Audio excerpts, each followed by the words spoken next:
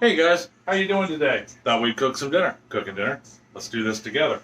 Tonight we're doing stuffed bell peppers. I'm gonna do them a couple different ways, only because I want to see how they turn out. I mean, normally you stuff a bell pepper, looks like this, top cut off.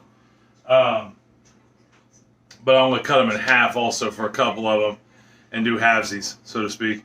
Hey, I was just thinking real quick. This is kind of a unique thought. A while back, a friend of mine on Facebook who lives out in Colorado, she had was a little upset about somebody making fun of somebody else who didn't speak English very well. And she said, she goes, basically, you should cut those people some slack. They can speak two languages. How many languages could you speak?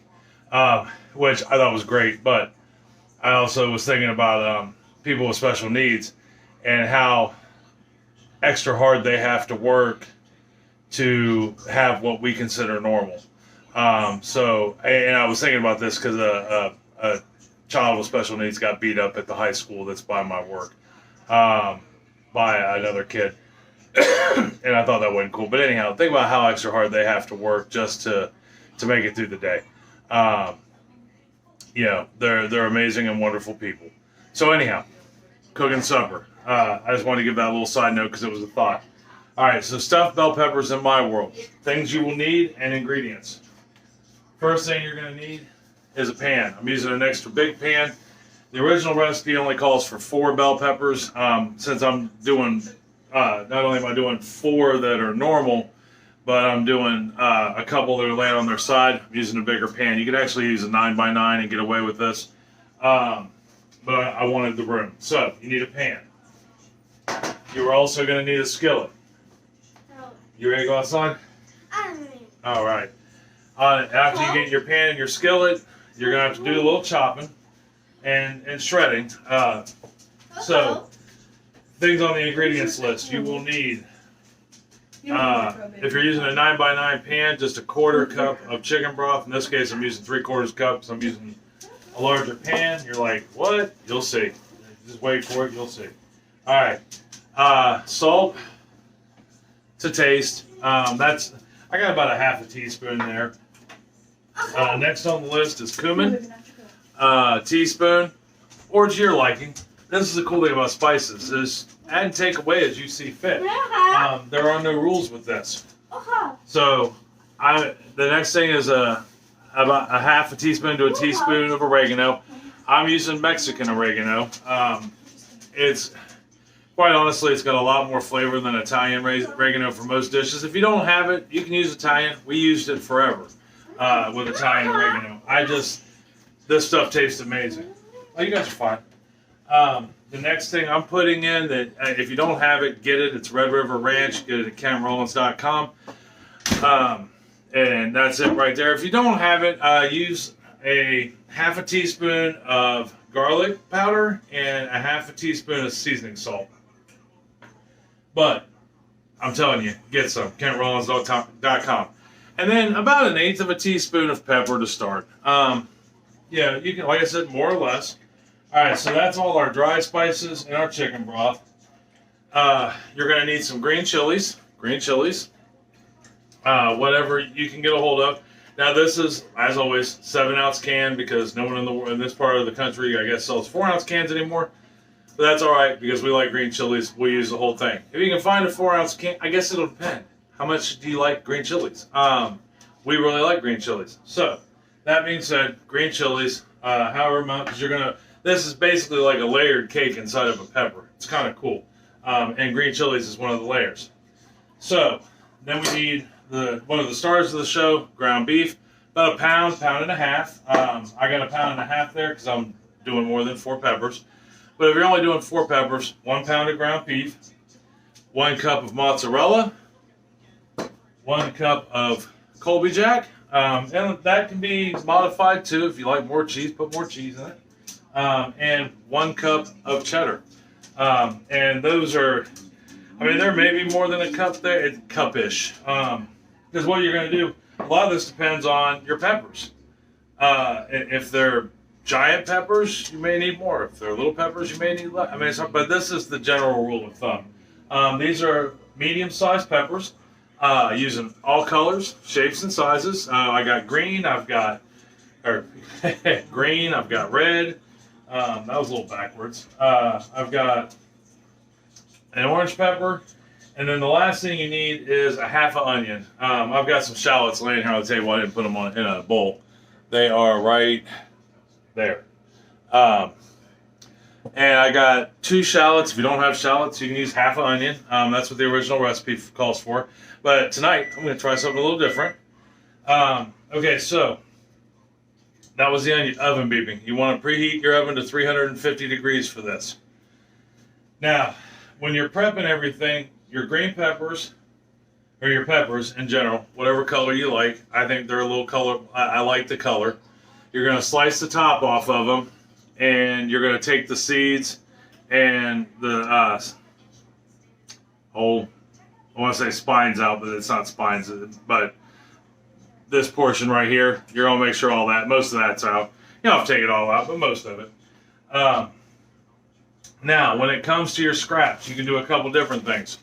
I keep my veggie scraps in a bag.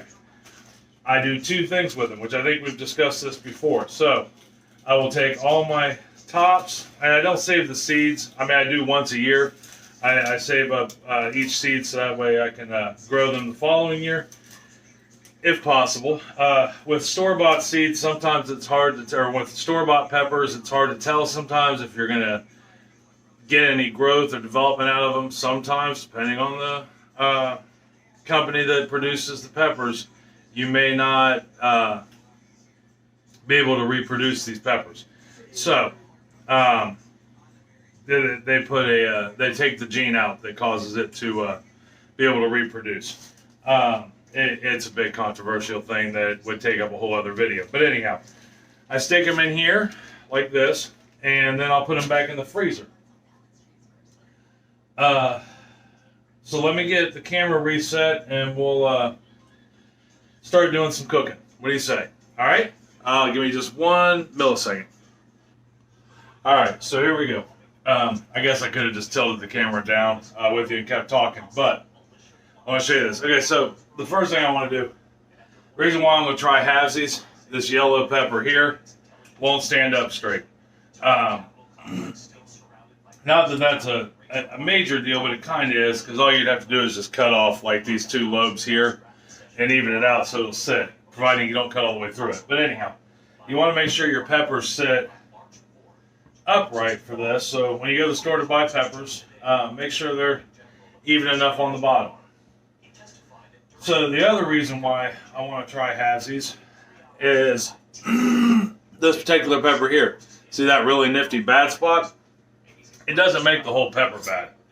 So what we're going to do, on at least the ones I'm cutting in half, I'm just going to slice it in half. I'm going to take that bad side, and I'm going to put it in my freezer bag. And that's it. Now, with these, instead of trying to, instead of cutting the top off, what I'm going to do, so nothing falls out of it, is I'm just going to cut that rind out, or cut the seed pod out, so it looks like that. All right, the top won't hurt anything. I mean, if you want to cut it out, you can. It's completely up to you. I'm just not. Yeah, well, here, I'll tell you what we'll do. We'll see how it turns out. Why not? It'll be fun. So we'll go ahead and cut that out. And we'll see how it goes. I mean, worst case scenario is cheese oozes out of it, which is no big deal. You just got a little melty, burnt cheese. So I don't, when it comes to saving the vegetables, I don't save caps or the seed pod to any of them. And then we'll just do the same thing real quick with, excuse me, I had a horrible drain and down into my throat today. We'll go ahead and cut this out real quick. Now, when it comes to getting the rhizome, which is the like rib features there, out, you can just as easily take a spoon, and scrape it out. This is how I do jalapenos. If I don't want a super hot dish, I take the seeds and the rhizome out of it. So like I said, it won't hurt anything. It's not even going to change the flavor of it in a bell pepper case. It won't make it any hotter or anything like that. So then we'll do this half here. I know you're thinking, gosh, Brian, you're going to cut yourself. It's all right. Once again, sharp knives are your friend. I don't have to force that knife through there because it's sharp. I just have to punch it on, you know, just gently glide it on. And then we'll pull the rhizome out of this.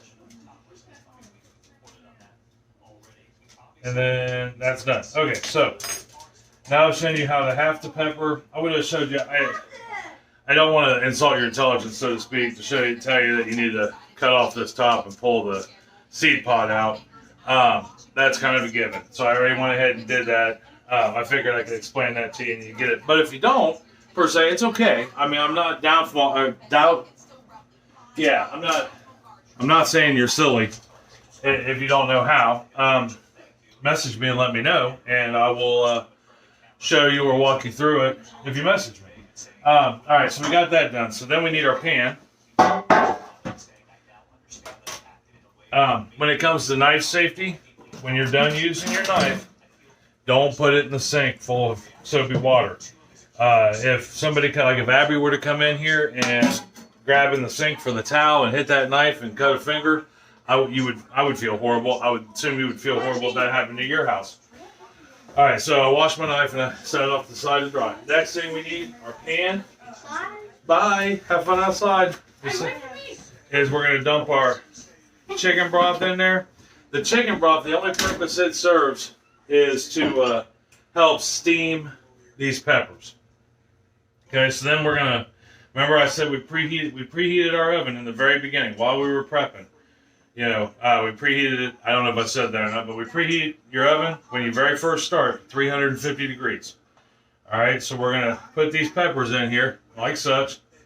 You know, we got our halves, we got our holes in there. Next thing we're going to do is cover it with foil. And what this is going to do is it's going to help produce steam and keep it in with that chicken broth. Now, I know this is completely different than, say, like, I know my mom's peppers, stuffed peppers, she would put rice in it and all kinds of Italian. And stuffed peppers is kind of an Italian dish, but we're making it Tex-Mex in this case. So these are Tex-Mex stuffed peppers, I guess you could say. All right, so we got that covered. We're going to throw it in the oven for about 10 minutes. You're not looking to completely cook them, you know, at all. You're just trying to get the process started. Yeah. All right. So, yeah, you're going to get the process started. So we're going to put those in there for about 10 minutes or so. Turn your timer on. All right. We're at 10 minutes. Let me reset the camera, get us over to the stove, and I'll show you what to do next. All right. Hold on just 1 second. All right, guys. Back over here at the stove. One thing I didn't mention in the ingredients list is oil. And I've been into avocado oil lately, but you can use any oil. Just make sure it's a decent oil. Cheap oils are just weird. Spend the extra money. It's not like you're using a whole lot. My everyday oil is California Olive Ranch. I also use a grapeseed oil lately, avocado oil. It's a little healthier for you. It doesn't overpower any of your foods. So yeah, I got about, I don't know, if I had to guess, a tablespoon's full of oil in here, just enough to coat the bottom of the pan. The reason why I did that, I mean, we've got hamburger that's going to go in there and it's going to make everything greasy. Well, what kind of greasy is, I want to activate my seasonings. Most seasonings, not all, there's a handful that don't, are activated by oil, not water. So to get these kind of going good, I'm going to put my cumin in, my oregano, and you'll be able to smell those flavors just kicking right off the bat. My Red River Ranch, and that's it. And you want to get it in here, you want to get it in that hot oil. You know your oil's hot enough. When you see it shimmering, you know, it looks like it's dancing a little, or it kind of looks like the ocean waving. And you just want to do this for, you know, just a few seconds. You want to give it a quick head start. It doesn't have to be anything special. But what that hot oil did was, as soon as it hit the oils that are trapped inside those dry seasonings, is it woke them up. It said, hello, good morning. Or in this case, good evening. Which I guess technically would be their morning because they've been asleep forever. You know. So, but anyhow. All right, we got those in there. Like I said, just let it go for a few seconds. And then we're going to dump our hamburger in.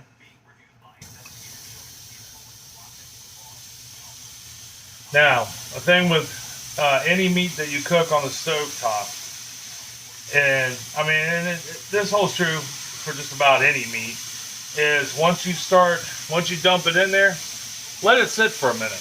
If not, I mean, hamburger's not so bad, but like if you're doing a steak on cast iron, and I highly recommend if you've never done one, do one because it's amazing.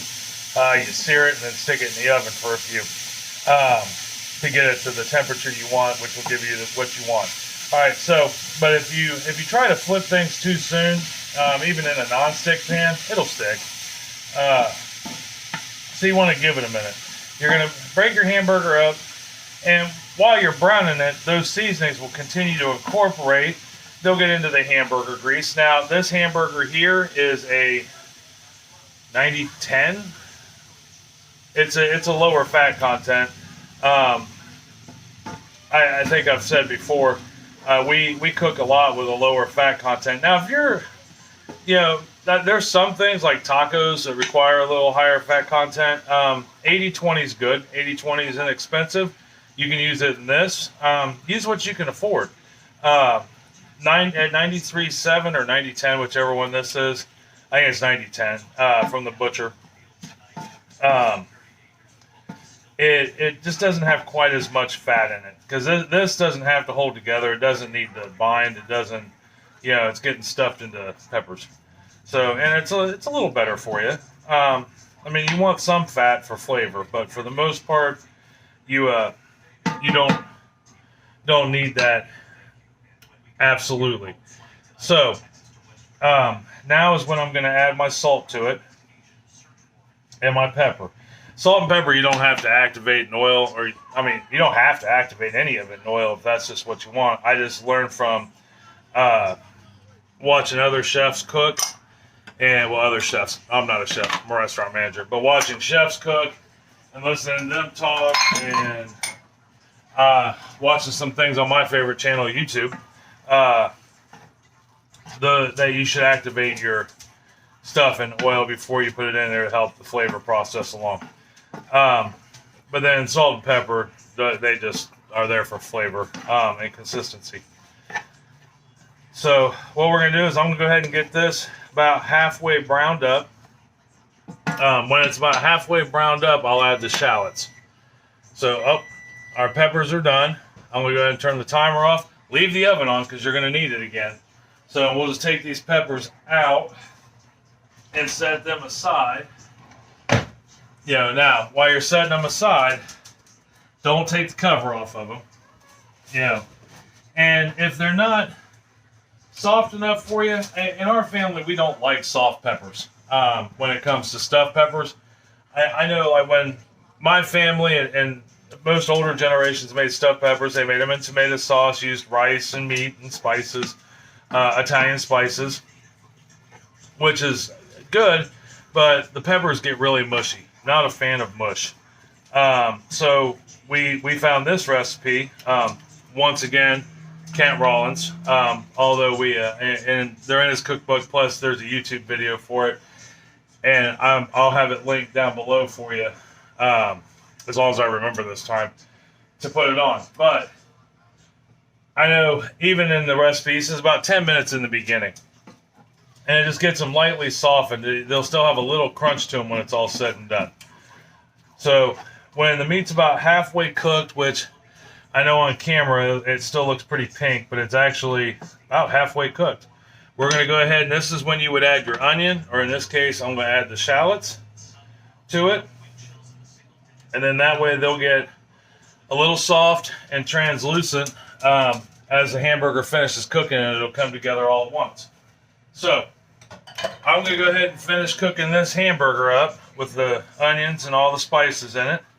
And when we come back, we'll build some stuffed peppers. All right, I'll see you here in just one moment.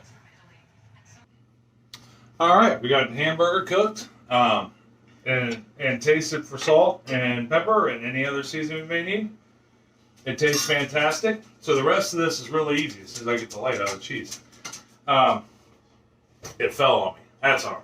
But, okay, so this process, really easy. This dish isn't hard. It just seems to have a lot of moving parts, so to speak. But it's really easy to make. And if you watch my canning hamburger video, you can skip the browning part. You just throw the spices in the oil, and then you put your hamburger in it to reheat it real quick, and boom, you're done with that. Saves you about 10 minutes. So stuff them any way you like, but our order of operation is this would be a 1/8 of a cup spoon. Because remember, you're going to layer it, so you don't want to stuff it full of meat right off the bat. But it's about 2 to 3 tablespoons worth. And then a little mozzarella. Remember, you're stuffing it in there. That's why they call it stuffed peppers. And then this is where the green chilies come into play. Some green chilies.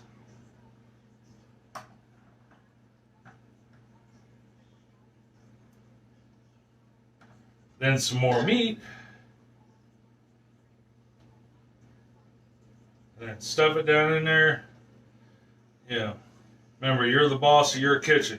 You make it work for you. All right, more meat. Then we'll do some cheddar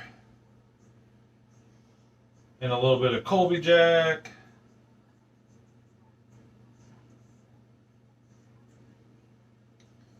And then some more chilies. A little more meat.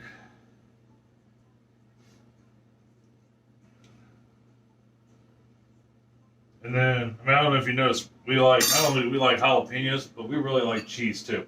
It's probably not the healthiest thing in the world. Now, I did not take the chicken broth out of this pan. The only thing I did was simply remove the aluminum foil off of it. I almost said tin foil, which would have been kind of funny. Then some more cheese, stuff it down. I put Colby Jack on the top. You put it in any order you want. If you don't like mozzarella, you don't like cheddar, and all you want's Colby Jack, stuff it with Colby Jack. We've done it with just one cheese. I just know it tastes good with 3, but if you don't have 3, If you have 4, you like 4, put 4 in there. All right. So that's how you stuff that pepper. Looks like that. It's kind of overflowing with the cheese. So shameless plug. If you're not subscribed to Mud Broker's channel, it's spelled Mud Broker, all one word, Brooker. I highly recommend you check out his channel. He does cast iron, he does cooking, and tonight, if you're a member of his club, he is doing a live stream where he's actually cooking stir fry. Now, he'll put the live stream on his channel afterwards, but he does almost all his cooking, at least as of late, on a wood stove. It's a wood burning stove that's like 100 plus years old. It's absolutely awesome. Patience and skills are amazing. But if you get a chance, check his channel out. He does some awesome things. So, like I said, any order of operation you want. This is where the size of the pepper comes into play. If you get small peppers, if that's all you can find, that's fine too. But if you can get big peppers, and you notice they're not fall over, they're starting to get soft, but they're not horribly soft. You put your cheese in, you put whatever you want in it. I mean, if you want rice in this, that's awesome. You can put rice in it. Now, we're having rice with this. Matter of fact, we're going to side it with a Spanish rice, a ready-made Spanish rice. I do have a Mexican rice recipe that is out of this world, and I will show you how to make it one of these days, because it's absolutely awesome, but it is a bit of a process.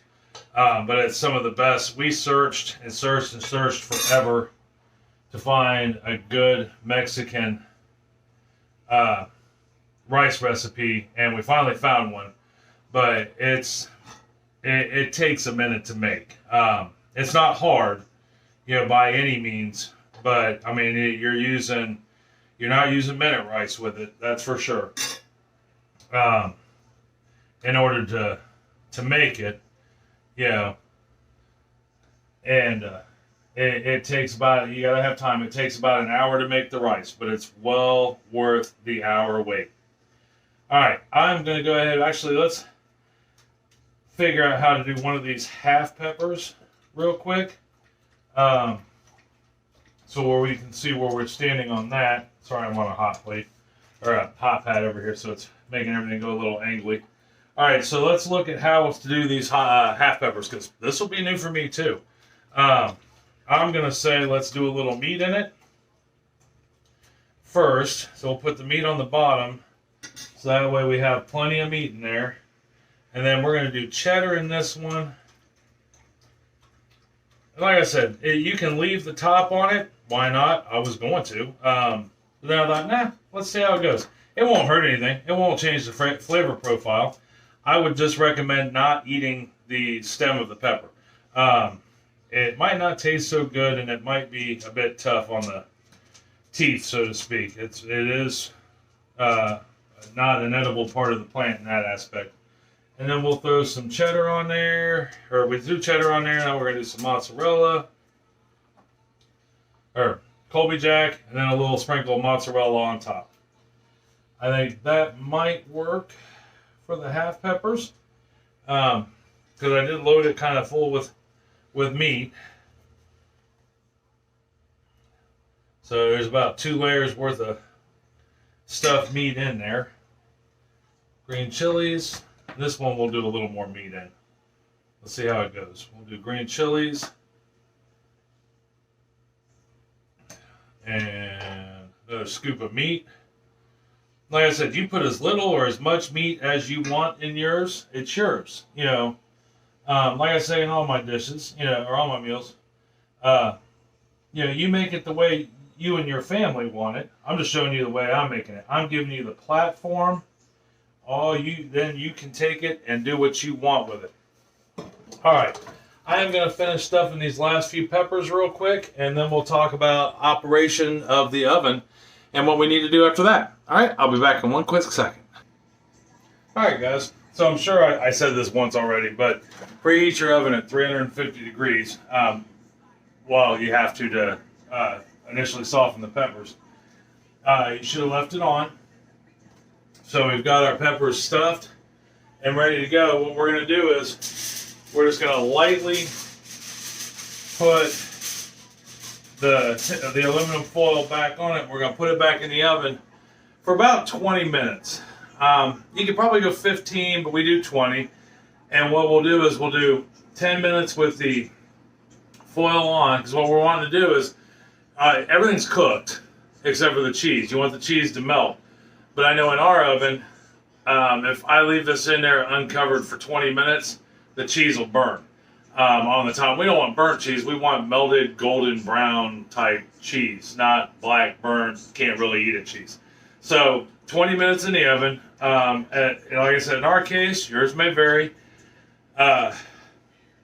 Foil for 10 minutes, no foil the last 10 minutes, and we should turn out with a golden brown top of luscious, ooey gooey cheese. You want to leave your foil on there loose, so that way, as your cheese does melt, it doesn't stick to the foil. If you want to be extra secure with that foil, you can always spray nonstick spray on it. Alright, so I've got Spanish rice going in the microwave. Not making that from scratch. It was a late dinner tonight, so we're doing rice-a-roni, Spanish rice, and these stuffed peppers. So that's pretty much it as far as the peppers go. That's complete. The only thing left to do is just cook them or bake them for the 20 minutes to get all that cheese to melt and to brown up on top. So when I come back, we'll take a look at them. We'll try one of those half peppers. I'm kind of curious to see how they turn out. And like I said, we're pairing it with a Spanish rice, but you could almost do anything with it. Really, you could do a vegetable. Corn would be good, or even green beans. bread wouldn't be bad or a biscuit. So I think that's it. I know there was something else I wanted to tell you, but I can't for the life of me remember it right now. So when we get back, we'll try this dish, see how they taste. All right? I'll see you here in just a moment. I remember what it was, not just a millisecond later. Stay tuned at the end of this video. There will be just a quick, not even maybe a minute. I want to show you guys the seeds we planted a few videos back. They've all sprouted, and they're looking really cool, but I want to show them to you. They'll be at the end of this video. Hopefully you stuck around long enough to check them out. But anyhow, I'll be back here in about 20 minutes. Well, it'll be like a millisecond for you. And we'll take a look at these bad boys and try one. All right, see you in a second. All right, guys. Well, they're out of the oven. And it worked out perfectly because the rice took 19 minutes and these took 19 minutes. But there is how we turned out. A nice stuffed pepper with just lots of ooey gooey cheese on it. Those half peppers actually turned out not bad looking. So let's try and see where we're at with the flavor. So got my handy dandy fine china here. It's the best china in the whole wide world. Although you can't pass it down from generation to generation, so that's kind of lame. All right, let's see what we got here. These bad boys I know are hot because I just took them out of the oven. That's all right. We'll tidy them up anyhow. So like I said, and you can top these with whatever you would like afterwards. I'm about to dice some jalapenos up real quick to put on mine. The noise you hear in the background is actually Mudbrucker live stream, so which is pretty awesome. But like I said just a second ago, stick around for another second because I'm gonna show the video. I'm gonna shoot some extra shots of the plants. I really want you guys to see them because they're pretty awesome. All right, well that's not a very good piece right there, but it's got some meat, some cheese, some shallots, and all kinds of goodness on it with the pepper. Probably could have used a little bit more oil in there. So that is really good. By leaving the chicken broth in there, it gives it that little extra flavor because it's turning to steam and getting into everything. You can taste the cumin. You can taste the Mexican oregano. All that cheese. Just, oh, it's amazing. So, we're also having Spanish rice with this. And it's nothing spectacular. Just follow the directions on the box. And this will be our dinner for the night. It's stuffed peppers, and they make good leftovers. Keep them in the fridge overnight. I had a little bit of cheese and meat and stuff left. Threw it in a Tupperware container. Tomorrow I'll put it on a tortilla shell, heat it up, put it on a tortilla shell, and make a meal out of that. But I hope you try this recipe. I hope I did it justice by showing you how to do it. It's an absolutely phenomenal recipe, and it's a great way to do peppers. Especially if you don't care much for soggy peppers with the Italian way, because I've never been able to make them not soggy doing them that way with the tomato sauce and the rice and all that. Like I said, make it your own. If you want to add rice to it, add rice to it. If you want to throw jalapenos all the way through it or add your favorite spice, add it. Make it yours. Make it for you and your family. I just want to show you the base of it. So, anyhow, like I said, stick around for an extra millisecond, and you'll get to see the seeds turn while the saplings have now come from the seeds we planted. If not, I hope you enjoy the evening. Try this meal. I'm gonna go eat supper, and enjoy my family. All right, I love you guys. Tell somebody else you love them too, and it'll make their day so much better. I promise. All right, I'll talk to you later. Enjoy dinner. Bye. All right, guys, here's the bonus section. Here's the plants or the seeds we planted. Don't be fooled by the dryness on the top here. They're not as down and out as you think they are. So, these are the tomatoes that we planted. I've got Romas from here, back, and I've got big boy tomatoes from there up. See where the cards are? Romas and big boys. Over in this aisle, we've got jalapenos. We've got poblanos. And we got habaneros that are just starting to pop up right now. As we speak, it's happening. But we're not going to sit here and watch it. Right here are my cucumbers that just went gangbuster. I see your chocolate mustache. It's wonderful. And then more Roma tomatoes. Those are ones I planted a couple days later. Those cucumbers, that growth has been literally in like a week and a half. And then in the box here, I don't think I've gotten any to come up yet, are my bell peppers. Yeah, you see the little white dots in the center there? Those are the plants popping up. So we got some growth in there. That's awesome. But that's the update on the plants at any rate. And we'll keep them going as we go. Don't be fooled by those leaning over. It's just because the sun went down. They're relaxing, I believe, because they did that last night and the night before. And then when I got up in the morning, they jumped up like gangbusters. And that's just a handful of herbs there that I got going. It's an experiment for indoor herbs. They weren't getting enough sun in the kitchen. So I brought them out here, to get some more, even though it's afternoon sun. They seem to be doing a lot better and greening up nicely. So hopefully we'll have plenty of herbs, because I'd really like to take this box and make it an herb box and leave it here in the dining room.